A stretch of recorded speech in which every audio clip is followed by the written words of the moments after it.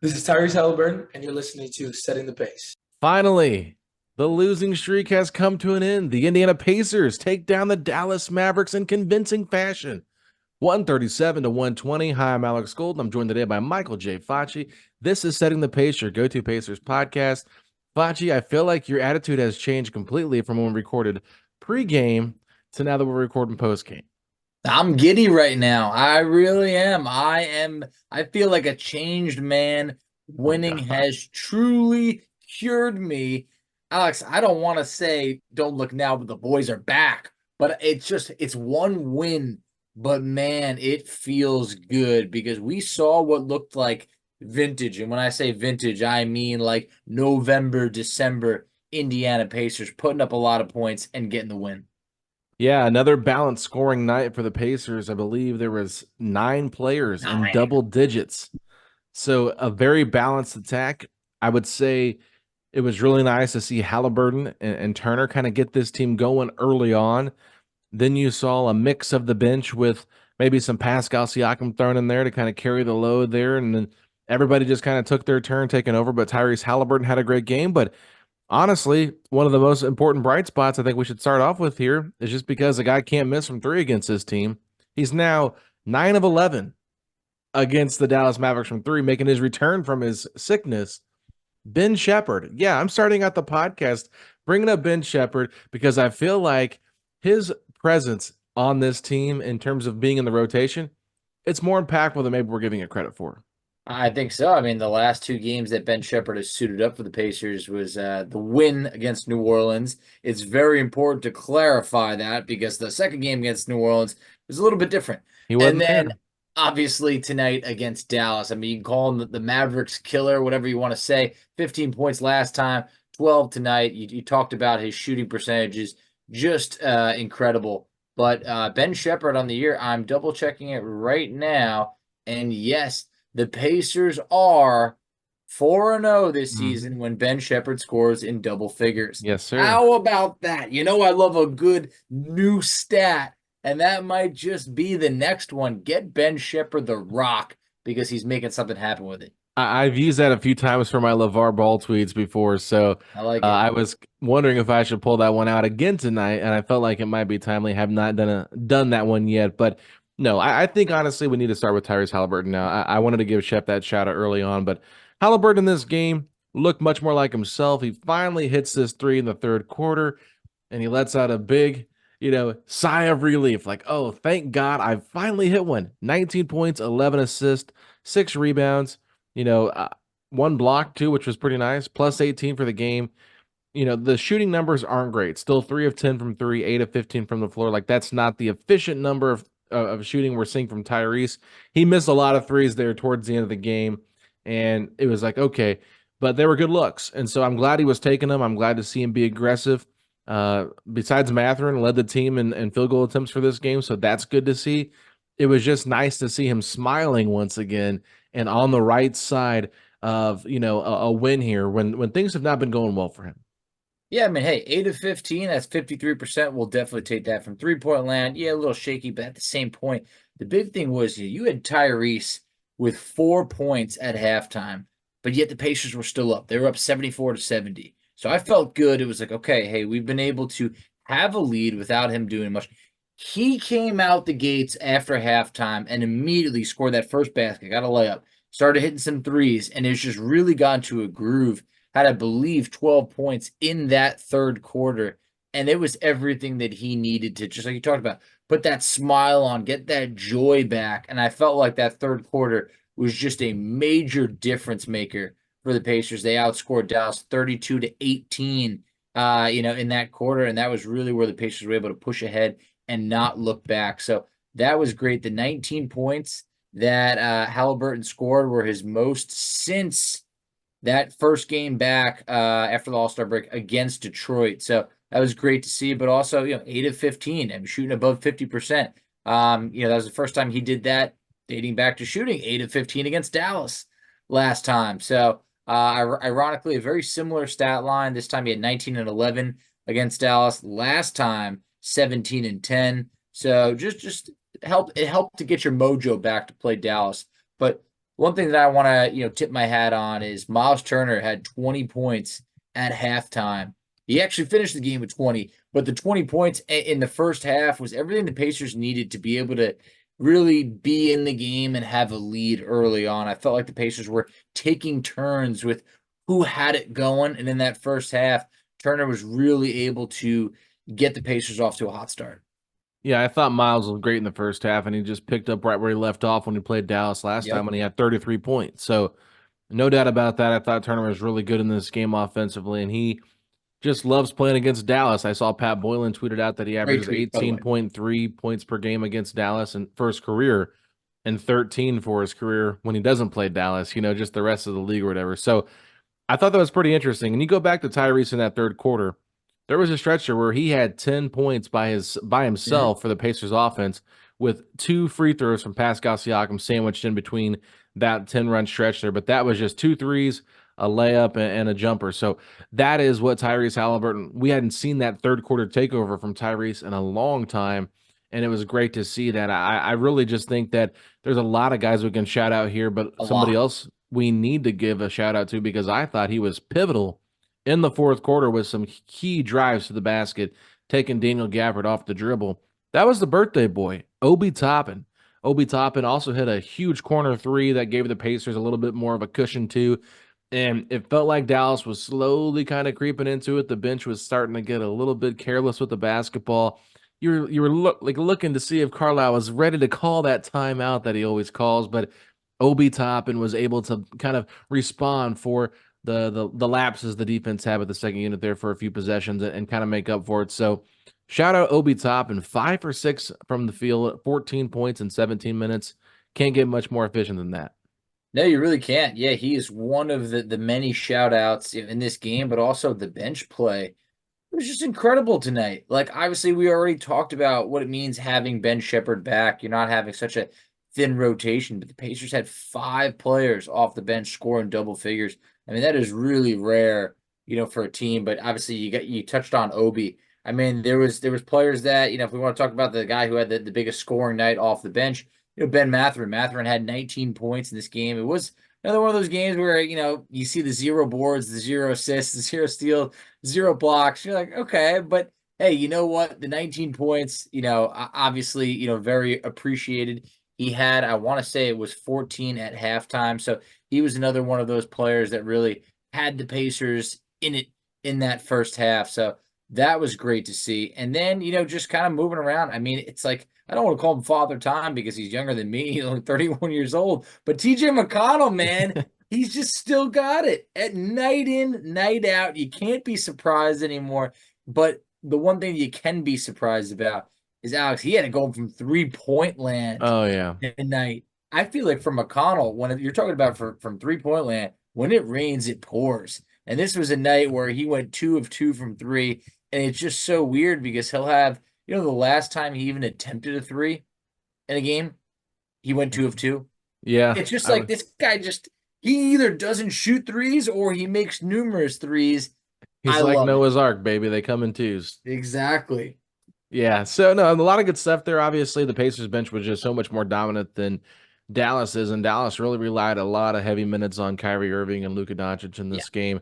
Luka played 43 minutes. Kyrie played 36. PJ Washington played 37. They were really trying to get a lot of their starters, but Indiana's bench outscored the Dallas bench 69-32, Facci. So that says a lot. And you talk about Mathurin. Like, I will say this, the 7 for 16 shooting percentage does not look good, but I would probably guess there's 5 or 6 shots of those where they came at the end of the shot clock where he was trying to bail them out.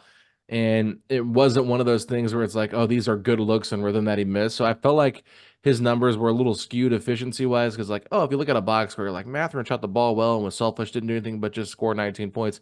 No, I thought he actually played pretty well within the system and wasn't trying to force too much, only felt like he really forced when the shot clock was up against it. So that's one thing I did want to point out. And you're right, TJ McConnell, man, that guy continues. Like, I thought early on he was like a little slow to get starting, which is not normal for TJ. And I thought, oh no, after we just had a great TJ game against Dallas, are we going to see a bad TJ performance? or excuse me, a good one against San Antonio, or bad, no, a good one against San Antonio. I thought, are we going to have a bad one here against Dallas? Sorry, guys. And thankfully, we didn't. We saw him kind of bounce back after like a sluggish 30 seconds there. I know that sounds crazy to say sluggish for 30 seconds, but that's just kind of where it was at for me. I was like, oh no, he had like two like meh plays, and then all of a sudden he just flipped the switch and there he goes. But other than that, a lot of other guys we can talk about. There's two starters that I think we definitely need to talk about. Two guys that made a huge impact on this game. And once again, the box score does not imply how impactful they were. Andrew Nembhard. I mean, come on. If anybody really just sits there, I challenge somebody just one game to watch Andrew Nembhard the entirety of the game. Don't watch the ball. Just watch what he does on both sides of the basketball and see how much he impacts the game. You'll have a newfound respect for him and what he does because there was some great play from him, Facci. No, there really was. I mean, you had you shared it on Twitter, but just like how he gets that steal and that pass behind the back leads to Siakam basket. I mean, just I can't even do that justice. You guys have to pull that highlight up because it was awesome. But Nembhard, I mean, look, extremely efficient from the field, but also just impacting the game in numerous ways. You talked about from defensively. Man, it's a tough matchup. You know, he's guarding Luka at plenty of different times during the game. And this is the second time that Luka has had a very big first half against the Pacers and has had a quiet second half. So he had 28 points at halftime. He finishes the game with 39. I'm sorry, but that's a win for the Pacers. Oh, yeah. I know 39 points sounds like a lot. You held them to 11 in the second half, and that was a big part of how the Pacers were able to get this win. So he's always going to be a ridiculously tough matchup. Yeah, it's a Luka Doncic nearly 40-point triple-double, but it comes in a loss. It comes in a 17-point loss. So give me the overall team play, and I think that Andrew Nembhard, it was someone that was just battling and, 10 points, 5 assists, 3 boards. He goes 4-4. Alex, the 3-point shot looked good tonight. Mm-hmm. 2 of 2. If he can get that 3 ball going, we're not asking for 2 of 2. I mean, that's just a lot to ask, but it just looked good tonight. Is a great encouraging sign. And I just hope that we're starting to see the Pacers be able to kind of turn the corner a little bit because a night like tonight, putting up near 140 points, getting a win, this is everything that the Pacers needed. And I really hope that this could be contagious and kind of stick around for a while. No, absolutely. And I think it was Chris Senneri that said that Andrew Nembhard, I forget how many games it's been, but over the last handful of games, he's shooting 41% from 3. That's big. So that is big. I have to look into that once again and just check and see how many games they have. And maybe it's been since the All-Star break. But still, just his continued growth. And they talked about how he's been working more with Jenny Busek on his shot. We know she worked really well with T.J. McConnell to kind of get his shot to where, he could at least take the 3 and feel a little bit more confident in his game. So that was good too. But like, we can't overlook what Pascal Siakam did. Pascal Siakam was very, very good in this game, Facci. And I think it was telling that when the game was in the balance, right, and the Pacers end up having this big lead, they pull Haliburton out with like 2 minutes left. You hear Quinn Buckner make the comment. So Siakam's in the game still, so Haliburton can sit. I'm like, okay, first of all, we're up like 18 points with 2 minutes left. That's not why Siakam's still in the game and Haliburton's not. Haliburton's not in the game because they're just trying to get him some rest, and it's not much time left in the game for the Mavericks to come back. Like, they called the dogs off. And he was like, Siakam can handle the ball. Very next play, turns it over. And I just started laughing. I was like, he just got the Quinn curse right there on the commentary. It was just cracking me up. But I definitely enjoyed the way Siakam kind of picked his spots in this game. Only 11 shot attempts, 13 rebounds, 13 points. I can't remember the last time if we've ever seen Siakam have 13 rebounds as a Pacer. Maybe you have that stat up for me. But it was one of those things where it was great to see him in double-digit rebounds for the first time in a while. I can't remember the last time he's done it. And just be really impactful on the glass. It kind of felt like he was everywhere in this game without really having a huge impact on the box score with like the amount of points and things like that. But even 6 assists, really good numbers for him. So I like the way he really played this game. Thought it was a well-rounded Siakam game and kind of maybe a glimpse into the future of what you can kind of expect from him with how this offense is going when it's cooking the way it is, and everybody's kind of feasting off of each other. Hey, a win's a win, man. If we win and Siakam scores 13, whatever, because you could say, like you mentioned, the 13 rebounds, the 6 assists, That's what's making a big difference. The 13 rebounds tied his most with the Okay. Pacers when we beat Philly back in yeah, we beat Philly back in late January. He had Mhm. 13 rebounds. That was his triple-double night. So, Okay. great to see him crash in the glass like this because a couple games ago, I know it was a disaster against New Orleans. I mean, just 2 rebounds. There have been a couple games or 4 or 5, 6 boards. So 13 obviously makes a big difference. And I was diving into the statistics for Andrew Nembhard. And actually, when you're talking about from 3-point land, Nembhard started the season pretty rough from 3-point land, but I got it up right in front of me. Dating back to the month of December and on, he's shooting about 40% from Oh, three. wow. So very encouraging. In the month of February alone, he shot 42% from three. We're only about 3 games in for March. And then in the months of January, he shot 37% from three. And in December, he shot 37.5% from three. So just about 40%. So that's a It's a good big number. difference. So that's awesome to see. And I think that just on a night like tonight, it's just like even Aaron Nesmith is battling defensively. I mean, battling. He was like the pretty much the one pacer who didn't score in double figures. And it didn't matter because Yeah. he was still a +9 in this game. So great to have Nesmith back. Great to have, Sheppard back. Just those two players have been, missing some games over the past, week or two. So it feels that obviously, look, Doug McDermott's still out, but it just feels that right now you got the players that you need out there, and this is the group that you want to be able to go into battle with. And I Yeah. think that tonight, if Tyrese can show what he did tonight, moving forward, the Pacers are going to be more than all right. I know that's been the big storyline, but Tyrese in that second half, he looked really good to me. So I would like to think that the best basketball, maybe not the best basketballs ahead of him, but he's turning that corner of what we saw recently. And that's not Tyrese. People don't want to look at Tyrese scoring 12 points and pointing the finger in a loss. This man is the team. When he's got it going, the rest of the team's going to follow. And tonight, he absolutely had it going. And I think that everybody else really did. And we've kind of talked about it a little bit offline. It's like, when are these players going to be able to pick him up when they need it? And I think that tonight was one of those nights.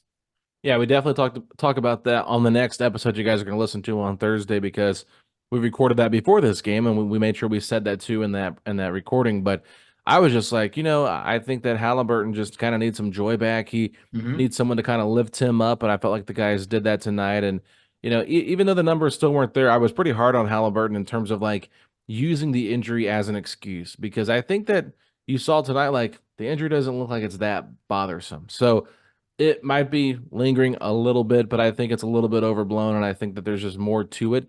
And we talked about that on the mailbag ad nauseum, so I'm not going to reiterate it here. But there were a couple of observations I noticed from this team in general tonight, Facci, in terms of what I thought they did differently.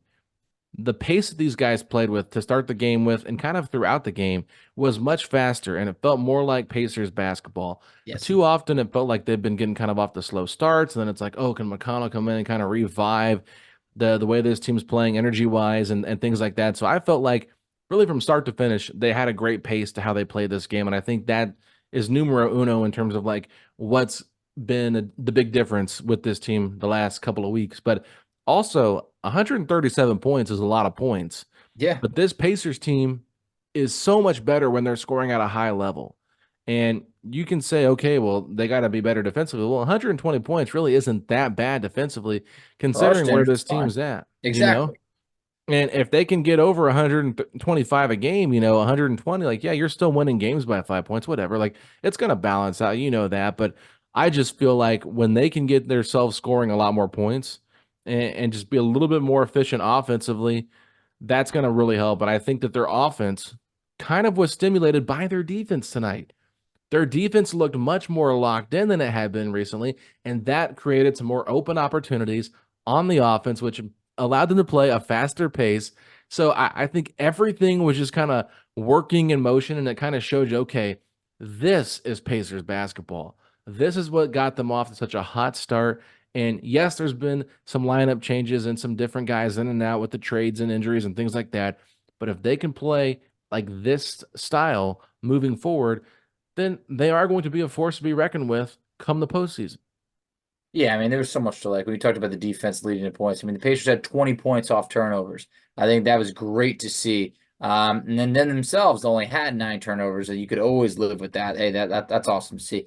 But then you talk about just going back to like, I always love to see like how teams are going to respond. The Pacers did not respond against the Spurs coming off of that loss to the Pelicans, but tonight they did. I mean, think about this. Against the Spurs, the Pacers scored 16 points in the first quarter. Tonight against Dallas, they put up 35. I think that really set the tone for, hey, you know what? This is just going to be one of those nights. And look, the Mavs have been giving up the most points per game in the NBA since the All-Star break. So look, this is the get right team to be able to. The last time the Pacers put up 130 plus points, scored 133 against Dallas. So clearly, it's a little bit of a recipe for success. But the Pacers had it going from 3-point land tonight. 18 of 39 from three. Great to see. It's good for 46%. Against San Antonio, it was just the Pacers couldn't buy a three. Yeah. The scoring was, I mean, they scored barely any points. I believe it was 105 points against Spurs. That's not Pacer basketball. So tonight, putting up 137. I'm looking at it right now. That 137 points is the most that the Pacers have scored dating back to January 5th, scoring 150 on Atlanta. Oh, wow. And obviously Atlanta for us was just like, a record-setting matchup every time we played them. So it was great to, like I said before, kind of turn back the clocks a few months and get back to what we were used to. And yeah, to your point, giving up 120 points, that's still better than what our average is on the season. So we can live with that. But yeah, on a night like tonight, I'm just feeling good. It just feels like there's such a load off my shoulders of just like, all right, this dark cloud hanging above the fan base. People being like, should we do we have to move on from this guy? Or we've heard it all. Whether it's knocks on Rick, whether it's Siakam's not good enough to be the second guy, Haliburton this, Haliburton that. Guys, relax. This is the NBA. This is why it's an 82-game season. It's a long season, and you can't live and die by each game, even when it feels that way. Like you talked about how my demeanor was different. I'm a sore loser, and I'm probably one of the worst winners. I love to win. I hate to lose, but that's just how it is. That's the passion for this team. They're way more capable than putting up 105 against the Spurs, and losing like that. Tonight showed what this Pacers team is capable of. Yeah, Facci's pretty emotional, y'all. Like it's pretty funny. Like we get on to do this mailbag podcast before the game starts, and Facci's like, it's not looking good tonight. I'm like, well, the game hasn't even started yet. Like, where's the faith, my man? And then all of a sudden I get a text as the game's winding down, and it's like, we are back, baby. We are back. And I'm like, okay. I needed it, man. This I is myself. I felt like I needed to eat a Snickers or something like that. It was just that's I an was old getting throwback. negative, but I'm feeling good now, and I hope everybody else who's listening to this has that extra pep in the step tomorrow, knowing that the sky's not falling down. The Pacers are going to be just all right, and maybe we don't start looking at the standings yet and seeing where we're at, because last time we did that, everything backfired. Yeah. But on a night like tonight, it makes me feel that this Pacers team, we can rebound against some of the other teams because the schedule still looking tough. Yeah, I mean, we can't just say that the Hawks beat the Knicks tonight and that the Nets did beat the Philadelphia 76ers. The Miami Heat beat the Pistons, and the Orlando Magic beat the Charlotte Hornets. So I think that was kind of predictable. Some of the losses that came from Brooklyn beating Philly and New York dropping their game to Atlanta, I think that might have been a little bit surprising for some people. So Pacers made a little ground there, but we're not going to keep watching these standings every single night just because there's plenty of basketball left to be played. You guys can do that on your own, and we don't want to get caught doing that every single post-game recap, but it is nice to know that there is a lot at stake here, and the Pacers have a couple of games really important coming up. They've got one home game against Minnesota before they go back on the road, and they've got Orlando on the road, and I forget, they have another game on the road after that. Facci, do you have that schedule up? Let's see. I can pull that up. I got you right. Oh, they're on the road against OKC after that. So, I mean, they got some tough games coming up. So, from a Pacers perspective, here's your next 5 games, Facci. At home versus Minnesota, on the road for Orlando and OKC, at home for Chicago, on the road, or excuse me, at home for the Nets and at home for the Cavaliers. So they have a little bit of a home stretch there after going on the road for 2, but 4 of their next 6 are at home. And I think they just got to take it one game at a time. You can't look too far down the schedule. No, you really can't. And that's anytime something looks a little bit easier for the Pacers, it tends to not work that way out. So you really don't know what to predict. This Pacers team is chock full of upsets on the season. They really get up for those bigger games. So you don't want to count them out against some of the more elite teams in the league, but you also don't want to count your wins against teams like Chicago and a few of the other ones that are on the upcoming schedule. So I think that on a night like tonight, it's just good to remember what winning feels like. And I know that's dramatic. It's not like this Pacers have been on like a 10-game skid or anything like that, but we just know what they're capable of. And, it was great to be able to not have a losing streak go to 3 games. I'm looking at right now, the Pacers have had, so they've had a 4-game losing streak at one point. So good to be able to, nip it before it got any further. But yeah, I mean, this is it's good to return home, like you've always said, be able to sleep in your bed. I think that always helps. So get that good sleep. Yeah. Well, here's the interesting thing. Minnesota is heading out on a 6-game road trip. However, the Pacers are their first game. So we'll see how that plays out for Minnesota. They have not played since Monday, so they'll have a nice little break here. That's a solid break before the game. So they beat the Blazers by 5. They lost by 1 to the Clippers before that, 89-88. They lost the game before that in overtime to the Kings. So they're not playing great basketball, but they're not playing bad basketball either.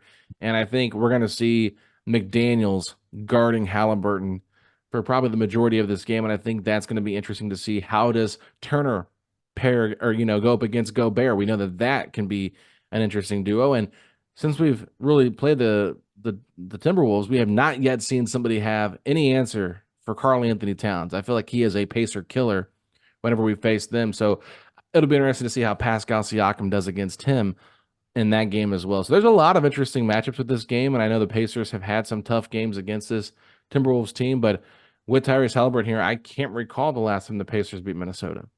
No, I know that a couple of years ago Turner had like a big game and a loss to Minnesota where had that dunk on McDaniels. Yeah, I was at that game. A-Rob was in the building. Kind of ate us alive. I mean, you mentioned, Anthony Edwards and Cat and Gobert. Honestly, Kyle Anderson. I'm worried about Kyle Anderson. No, I'm just kidding. I just had to throw that out there while we're in the moment. Look, don't expect a big game out of good old Kyle, but just a good solid player. But yeah, Minnesota. I mean, look, they got the attention of the NBA. They are having a really good year. Their head coach was just basically saying, though, he doesn't feel that anybody fears the Timberwolves, and I think that's a correct statement. I think all of us, no matter the fact that they are the 1 seed in the West, second best record in the NBA, no one's 100% sold. Like, you're like, this team just has not been there. Look, is Minnesota going to be favorited against the Pacers? Yes, and they will be rested, and it will be a really tough matchup for the top defensive team in the league. But for the Pacers, hey, you know what? Let's try and play our style of basketball and see if Minnesota could keep up, because the Pacers average about 10 more points per game than Minnesota does. That is a big difference, but Minnesota's going to try and bring us down to their level. So it'll be tough, but crazier things have happened. The Pacers do have many big wins this year, so I'm ready for another one. No doubt about it. And I think one thing to mention too is just like teams with length have given the Pacers a lot of problems. So they're going to really need their home fans to be loud and be in this game. So I'm encouraging all Pacer fans Thursday, if you have the opportunity to get out there. I mean, this is the number 1 team in the Western Conference, Minnesota Timberwolves, as we're recording this on Tuesday night at 11:30. So get yourself down to Gainbridge Fieldhouse. This is a fun team to watch. I mean, Anthony Edwards is incredible to watch live. Right. McDaniels defensively, like even Mike Conley will be back in the building, Indiana native. So I just highly recommend you guys get to the game, but have a good time watching a good game. But you got to cheer your Pacers on to another victory, because they need it more than ever right now, and they could really string together a 4 to 5 game winning streak here to get themselves back into the mix with this playoff, standings race right now, as they're it's a gauntlet for the rest of the season. It really is. They just need a chance here to kind of prove to everybody how good they can really be. But anything else, Facci, before we wrap up? No, I would just say, hey, it feels good to be back. Feels good to be back. And we can't get too comfortable because, another loss or two, and all of a sudden that'll kick us back into reality. But on a night like tonight, I just hope that the Pacers can build upon this. And I just imagine this group's going to start to have a little bit more fun again, because losing, it ain't fun. And those two losses between the Pelicans and the Spurs, those are some bad losses. One was a beatdown, two was a letdown. And I think that this is a good way to be able to get back on track. So let's go. Absolutely. From a beat down to a letdown to a showdown. Exactly. The Pacers take care of business against the Mavericks, win by 17. And we are getting a celebratory podcast, which always is much more fun. And when you're staying up late to record, pushing it back even an hour and a half, right, from our normal recording time, because I think most games start at what? 7:30. 7, and this one started at 8:30, right? Mm-hmm. So, starting an hour and a half later, you're like, oh, man, I really don't want to stay up late for a loss. But gives you a little bit of extra energy right there. It's like drinking a little shot of coffee, before you come on the podcast. It's like, all right, I got an extra win now because the Pacers got a victory, and it's not just doom and gloom, and it was just only going to get worse if the Pacers had another performance like they had in the last two games. But let's go ahead and let everybody know where they can find us at on social media. Absolutely. So you can find us on Twitter at PacersPod, STP. You can find Alex on Twitter at AlexBoldenNBA. I can be found on Twitter at _FACCI. You can find us on Instagram at PacersPod, STP. You can find us on Facebook at Set the Pace. You can find us on TikTok at Set the Pace. And Alex, tell them where they can check us out on YouTube. Well, ladies and gentlemen, go to youtube.com/settingthepace, the Pacers podcast, where you can find all of our video content. Please subscribe to the channel. Let us know what you guys think in the comment section below, and we will interact with you on the post-game podcast, videos there. So if you're listening to this on the audio, please, if you've already subscribed, give us a 5-star rating and review wherever you get your podcast. Let other people know about this show. It does help us out tremendously. But if you're excited, Facci, that the Pacers are back and they've stopped their losing streak with a big 17-point win, then hit me with those 3 words. Let's go, Pacers!